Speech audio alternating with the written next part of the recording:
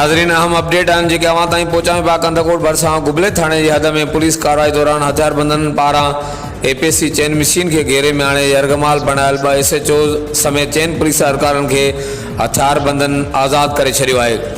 इलाइक़े जे ज़रिए मोजब पुलिस एहलकारनि में राजूनी डील ज़रिए पुलिस एहलकारनि खे हथियारबंदनि पारां आज़ाद कयो वियो आहे। मक़ामी मीडिया मूजिब आज़ाद थियल पुलिस एहलकार वाक़े वारे हंध खां रवाना आहिनि। होॾां SSP क़शमूर क़ंधकोट अमजद शेख जो चवणु आहे त को बि पुलिस एहलकार ॾुआरनि हथां यरग़माल न थियो आहे। सोशल मीडिया ते वायरल थियल वीडियोज़ पुराणा आहिनि। रब्ता करण लाइ ॾिसंदा रहो JTN वेब न्यूज़।